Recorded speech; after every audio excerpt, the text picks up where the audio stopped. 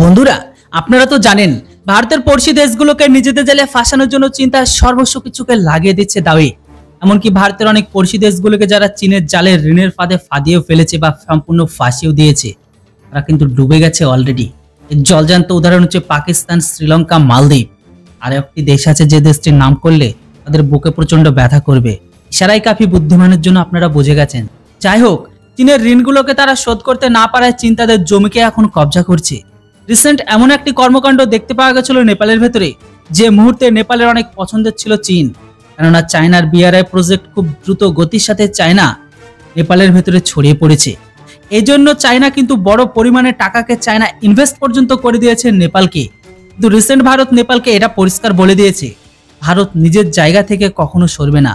আর চীনের যে দুটো এয়ারপোর্ট তৈরি হয়েছে নেপালের ভেতরে, সেটা হচ্ছে পোখরা আর ভেরুয়া নামের যে দুটো এয়ারপোর্ট আছে, এই দুটো এয়ারপোর্ট থেকে ভারতে তাদের ফ্লাইটকে নামার জন্য নিজের জমিকে ব্যবহার করতে কখনোই দেবে না, যেটা ভারত সরকার স্পষ্টভাবে নেপালকে বলে দিয়েছে যে আপনারা যাই কিছু করুন না কেন, আমাদের জমিতে চীনের কোনো কিছুই আসতে দেবো না, না যেতে দেবো। আর এটা আপনারা জানেন, চীন যেখানে যায় সেখানে যাই কিছু করুক না কেন, সেখানে তার আশেপাশের সমস্ত কিছুকে চুরি বা স্পাইং করার জন্য কোনো না কোনো বিশেষ স্পাইং কাজ অবশ্যই করে থাকে। এটা নতুন কিছু নাই। আর এই কারণে চায়না এই এয়ারপোর্টে বানানোর পর এই জায়গা থেকে চায়নার কোনো প্লেনকে ভারতের মাটির উপর দিয়ে যেতেই দেবে না ভারত।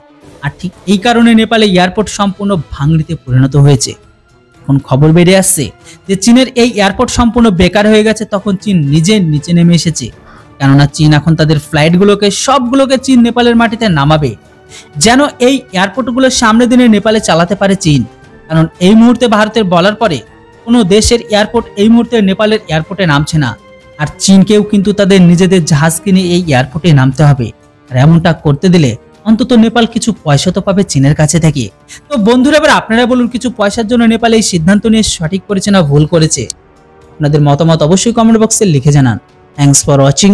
জয় হিন্দ, বন্দে মাতরম।